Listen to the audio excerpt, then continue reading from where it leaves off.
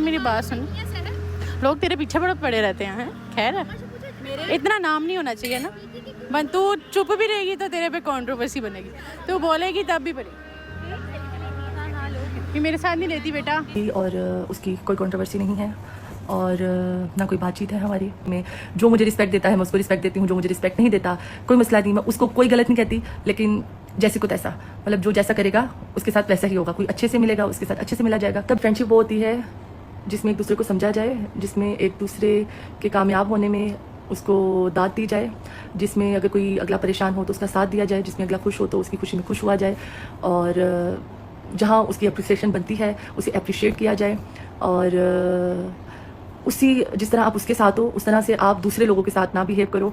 Like मैं तुम्हें भी प्यार कर रही हूँ, अगले को भी कर रही हूँ, अगले भी कर रही हूँ, तो तुम्हारे में और दूसरों में फ़र्क नहीं होगा। कंवल आफ्ताब और सहर हयात की एक मर्तबा फिर से लड़ाई। परसों कंवल आफ्ताब ने अपने इंस्टाग्राम पर जन्नत मिर्ज़ा के हवाले से कुछ बातें की थी, जिसमें कहा था कि जन्नत मिर्ज़ा और उनकी कोई राब्ता नहीं है, और उनका मानना है कि जहाँ पर इंसान की इज्जत ना हो तो वहाँ पर इंसान को वैसे भी उठना बैठना नहीं चाहिए।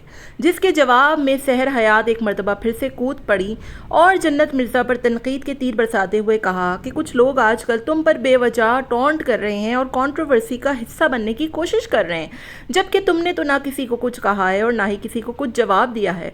जिसको सुनने के बाद जन्नत मिर्ज़ा के चेहरे की हवाइयाँ उड़ गईं कि सहर हयात उनको खामा में किसी एक कंट्रोवर्सी का हिस्सा बनाना चाह रही थी, जबकि कंवल आफ्ताब ने जो कुछ भी बातें कहीं वो एक नॉर्मल और एक कह लें कि बिल्कुल ही एक नॉर्मल बातें थी, जिसके हवाले से वो कह रही थी कि उनका जन्नत मिर्ज़ा से कोई राब्ता नहीं है, और नॉर्मल फ्रेंडशिप के ऊपर वो गुफ्तगू कर रही थी कि आजकल फ्रेंड कैसे होने चाहिए, और फ्रेंड्स वो होते हैं जो एक दूसरे का मुसीबत में साथ दें।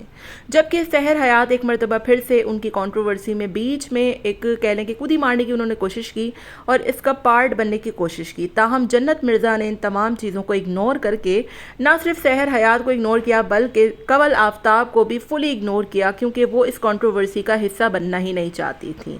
जैसा कि आप तमाम ही लोगों को पता है कि मदिया की बेटी की सालगिरह में ये तमाम लोग मौजूद थे। ना तो सहर हयात कंवल आफ्ताब से मिली और ना ही कंवल आफ्ताब सहर हयात से मिली। इन दोनों की लड़ाई इतनी शिद्दत इख्तियार कर गई है कि ये दोनों कहीं भी मौका महल नहीं देखती हैं एक दूसरे पर तनकीद के तीर बरसाने, थप्पड़ लातों और घूसों की बारिश करने और एक दूसरे पर बातें कसने में। अगर कंवल आफ्ताब को मौका मिलता है तो वो भी सहर हयात को तनकीद की जद में ले आती है, और सहर हयात को मौका मिलता है तो वो भी कंवल आफ्ताब को कहीं का नहीं छोड़ती। जबकि एक दूसरे की शादी में ये दोनों एक दूसरे पे जान निछावर कर रही थी और एक दूसरे के लिए जान देने और लेने की बातें तक कर रही थी। आज ये दोस्ती इतनी दुश्मनी में बदल चुकी है कि एक दूसरे की शक्ल और एक दूसरे का नाम तक लेना ये दोनों गवारा नहीं करते।